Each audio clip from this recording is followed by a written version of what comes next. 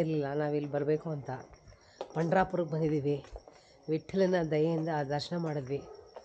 ಅಲ್ಲಿ ಒಳಗಡೆ ಕ್ಯಾಮ್ರಾ ಬಿಡಲ್ಲ. ಸೊ ಮತ್ತೆ ಇನ್ನೊಂದು ಸಲ ಇದನ್ನು ತೋರಿಸೋಣ ಹೇಗಿದೆ ಅಂತ ಅಂದ್ಬಿಟ್ಟು ಮತ್ತೆ ಹೋಗ್ತಾಯಿದ್ವಿ ಊಟ ಮುಗಿಸಿ. ಕತ್ಲೆ ಈಗ ಸುಮಾರು 11 ಗಂಟೆ.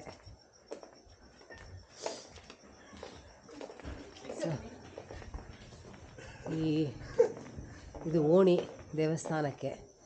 ಇಲ್ಲಿ 2 ದರ್ಶನ ಇರುತ್ತೆ. ಮುಖ ದರ್ಶನ ಅವ್ರ ಏನು ಹೇಳ್ತೀರಿ ಪಾದನ ಮುಟ್ಟಿ ದರ್ಶನ ಮಾಡೋದು. ಅದು ಸುಮಾರು ಒಂದು 3:30-4 ಗಂಟೆ ಹಿಡಿಯುತ್ತೆ ಆ ದರ್ಶನಕ್ಕೆ.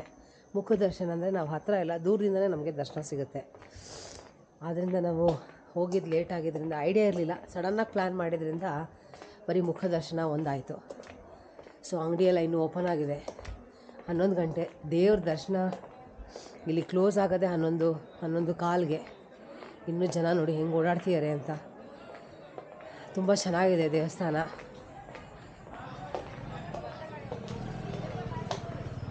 ಸಿಕ್ಕಾಪಟ್ಟೆ ರಶ್ಶು. ಕ್ರಿಸ್ಮಸ್ ಆಗಿರೋದ್ರಿಂದ ಜನ ಜಾಸ್ತಿ.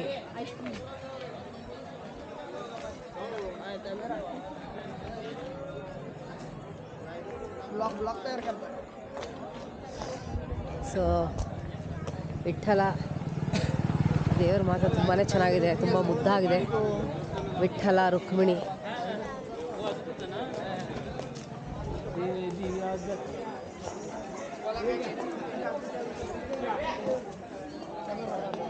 ಈಗ ದರ್ಶನ ಕ್ಲೋಸ್ ಆಗಿದೆ.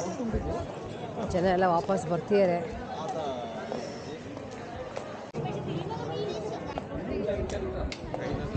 ಇದೇ ದ್ವಾರ ದೇವಸ್ಥಾನದಿಗೆ.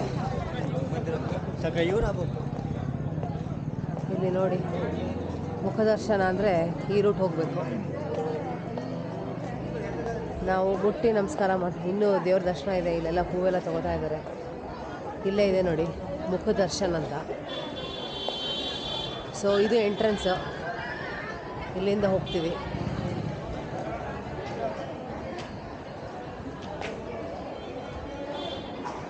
ಇಲ್ಲಿಂದ ಎಂಟ್ರೆನ್ಸು. ಇನ್ನೂ ಜನ ಹೋಗ್ತಾ ಇದ್ದಾರೆ, ಹೂವೆಲ್ಲ ಇದು ಮಾಡ್ತಾ ಇದ್ದಾರೆ.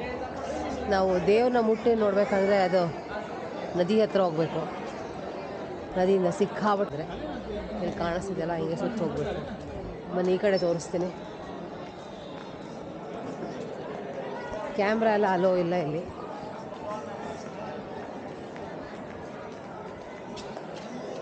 ಇದೇ ವಿಠ್ಠಲನ ಸನ್ನಿಧಿ.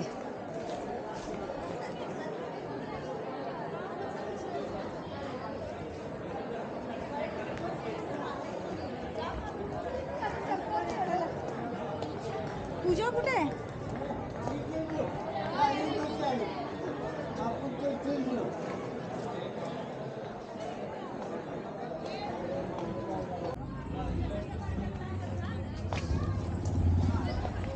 ಇವತ್ತಿಗೆ ಮೊದಲನೇ ದಿನ.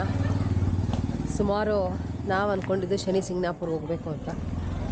ಮೋಸ್ಟ್ಲಿ ನಮಗೆ ಇಲ್ಲಿ ದರ್ಶನದ ಅವಕಾಶ ಇತ್ತು ಅನಿಸುತ್ತೆ. ಸಡನ್ನಾಗಿ ನೋಡಿದ್ವಿ ಹೈವೇಲಿ ಬರುವಾಗ ಸುಮಾರು ಒಂದು 40 ಕಿಲೋಮೀಟ್ರ್ ಇದೆ ಸೋಲಾಪುರಿಂದ ಅಂತ. ಸೊ ನಮ್ಮದು ಕಾರ್ನ ಈ ಕಡೆ ಡೈವರ್ಟ್ ಮಾಡಿದ್ವಿ. ಸೊ ಬೆಳಗ್ಗೆ ಶನಿ ಸಿಂಗ್ನಾಪುರ ಹೋಗೋಣ ಅನ್ನೋ ಐಡಿಯಾ ಇದೆ.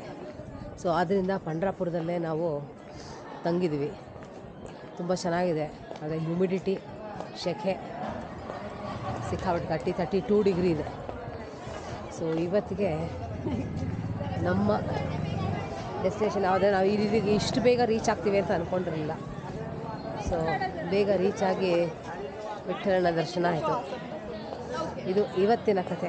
ಬೆಳಗ್ಗೆಯಿಂದ ತುಂಬ ಟ್ರಾವೆಲಿಂಗ್ ಮಾಡಿ ರಾತ್ರಿ ದೇವರ ದರ್ಶನ ಮಾಡಿ ನಾವು ಮಧ್ಯದಲ್ಲೇ ನಿಲ್ಲಿಸಿ ನಮ್ಮದು ಕುಕ್ಕಿಂಗ್ ಕಾರ್ಯಕ್ರಮ ಇತ್ತು. ಸೊ ಅಲ್ಲೇ ಕುಕ್ ಮಾಡಿ ಅದನ್ನೇ ಊಟ ಮಾಡಿ ಶುಭರಾತ್ರಿ. Good night. ಧನ್ಯವಾದ.